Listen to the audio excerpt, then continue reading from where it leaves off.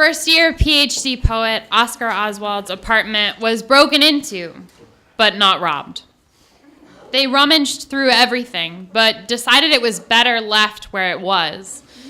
Even the first 3 chapters of his free verse Cold War submarine novella. They just couldn't see how good it was going to get. He hadn't written the scene where the captain reveals himself to be not only a woman, but the granddaughter of the missing Romanov princess, Anastasia. That's why they left it. Please welcome Oscar Oswald.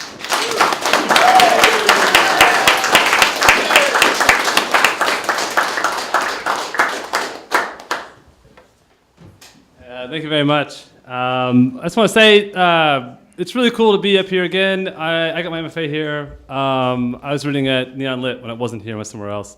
There's a lot of people in this room who were there for those days, who are here again. This late sees old faces.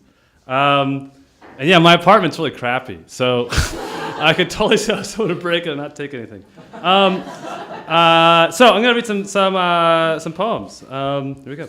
This is from a sequence called Edicts. Some people have heard these before. The flow is out. The time ahead replays and programmed music as we imagine ruin falling. Yesterday, the edict drew our memory over water where it rains and we cannot be alone. Inside our homes, another water arranges the old color. Tethers cease. Our cliffhangers follow as our heroics thumb in private light and accurately another oath. The truth is real.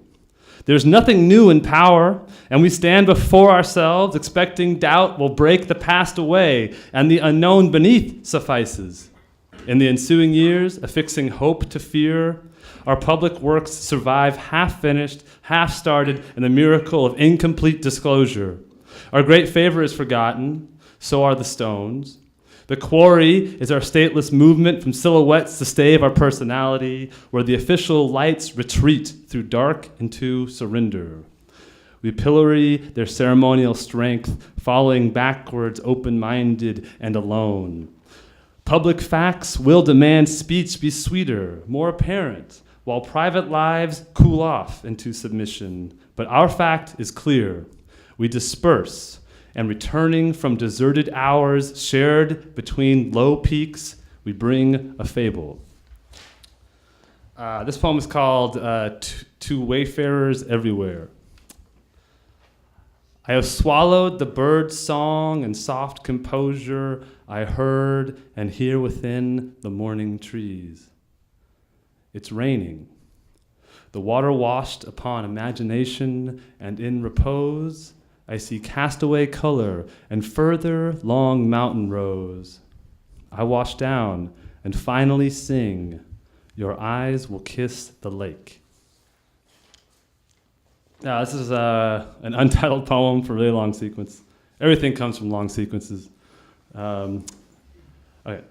Our tongues could find no debris to call a thing, so we went our separate ways. Your species breeds, while I become a word for them to whisper face to face between the sheets, a household item like a ravine of picketeers. Come bravely spread old news and riddles, mucking how it is, whistleblowers, stolen docks, sermons clocked by our survival, composites of development, gold plans. We'll hear chromatic hymns when we join the call to march the war. One war, imposed by both. As in myth, the past belittles us, makes Genesis a simple campus tour. In times like these, Raven, get going. These pages bear a prayer, expensive air, cluttering our flesh by doctrine of suggestion with a sword. Okay. This one doesn't have a title. I wrote it at Mount Charleston, next to a stream. It was wet, you know. I am with silence, person speaking to country, that the aspens fall into description without power, and that I follow, poorly yielded, my desertion kept, and no election will return me.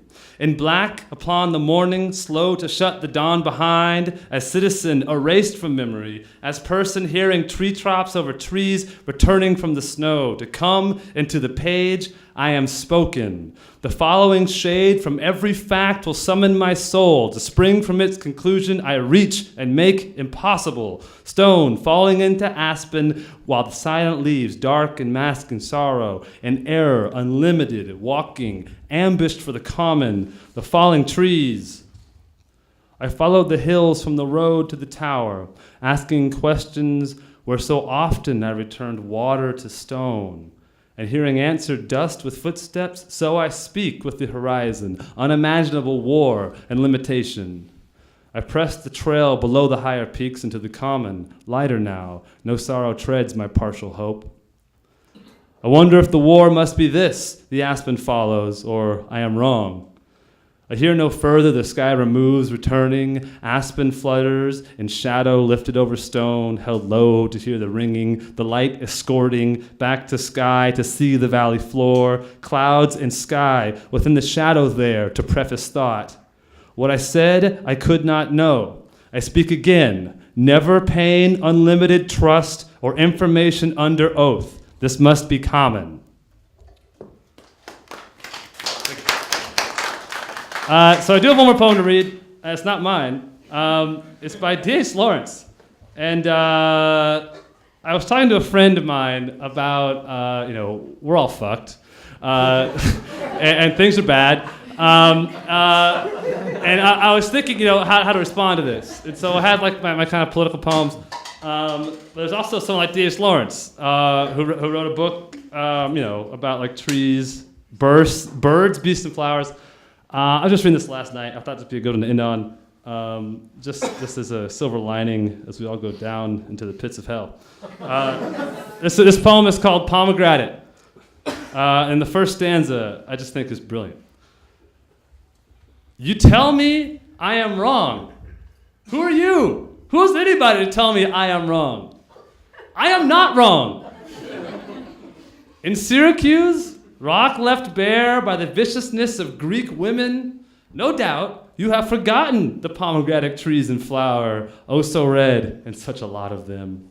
Whereas at Venice, abhorrent, green, slippery city, whose doges were old and had ancient eyes in the dense foliage of the inner garden, pomegranates like bright green stone and barbed with a crown. Oh, crown of spiked green metal, actually growing. Now in Tuscany, pomegranates to warm your hands at, and crowns, kingly, generous, tilting crowns over the left eyebrow, and if you dare, the fissure. Do you mean to tell me you will see no fissure? Do you prefer to look on the plain side? For all that, the setting suns are open. The end cracks open with the beginning, rosy, tender, glittering within the fissure. Do you mean to tell me there should be no fissure, no glittering, compact drops of dawn? Do you mean it's wrong, the gold film skin, integument, shown ruptured? For my part, I prefer my heart to be broken. It is so lovely, dawn kaleidoscopic with the crack. Thank you.